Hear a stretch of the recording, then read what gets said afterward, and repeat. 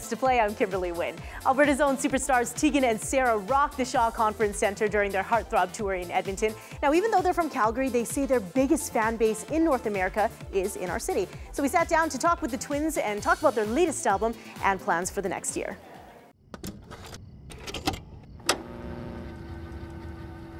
All I wanna get is a little bit closer. All I wanna know is, can you come a little closer? A strong force in the Canadian music industry and all across the world, the identical sisters show no signs of slowing down. Backtrack to when they were teens, music was already a part of their daily lives.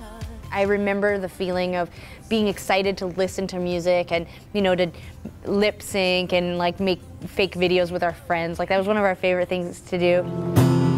Sensitive, it's true. Alligator tears cried over you. Watching college and garage bands on stage was all it took. I started to go well, if those guys can be in a band and play at the university on Sunday afternoons, maybe we could be in a band. And we started playing songs and writing them, and that was really when I realized that we sort of had a little bit of a knack for it. But I don't think we realized it could be a career until we were probably in our 20s. Today, the twins live in separate cities, Tegan jumping back from Vancouver and LA, and Sara living in Montreal and New York. But despite the distance, the twins somehow managed to spend more time together than ever before. Their latest album, Heartthrob, was a testament to their relationship. Do you guys ever disagree on lyrics or how a song should be composed? It's been actually really easy to select what songs should be on the record, or it's actually one of the only areas in our music or in our career that we don't argue. Well, it's so glaringly obvious. It's when you hear a great song, you're just that's a really good song. And I think that Sara and I's intention with the band is to reach as many people as possible and to put out the most heartfelt, meaningful songs. The two have been on stage since 1998 and are no strangers to the road. Their on-stage banter, including stories and commentary about their childhood, politics, and life on the road, has become an indispensable part of their live shows. Well, really early on in our career, we only had a certain amount of songs written, and so when we get up on stage, we had to fill the time. And so there was this natural sort of conversation that started between Sara and I, almost we would make up stories or tell stories while the other one was tuning, or if a string broke, it would be my job to carry the show while Sara, put a new string on the guitar. It seemed like that was the thing that was maybe making people feel even more connected to our music, was that they got to know a bit more about us at the show. There wasn't so much of a facade up. There wasn't so much space between us and the audience, and over the years that just developed into, I think, maybe an icebreaker. Though their music is not overtly political, Tegan and Sara are very politically and socially engaged. They're outspoken advocates for LGBT equality and advocacy, among countless other fundraisers. Though at the beginning, they made sure their music didn't just limit them to one demographic.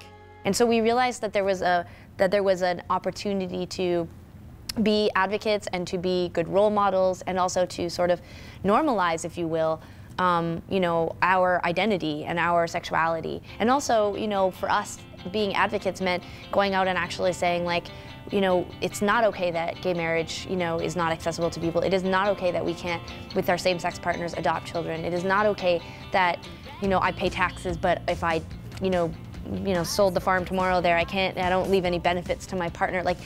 Those things made us furious. And so within reason, we decided that there was an opportunity to speak out on behalf of ourselves and our community, while also sort of saying we've got to respect the fact that a lot of people are coming to us as a band to hear our music, not our politics. Since 2003, they've headlined tours in North America, Europe, Asia, and Australia, consistently selling out theaters around the world.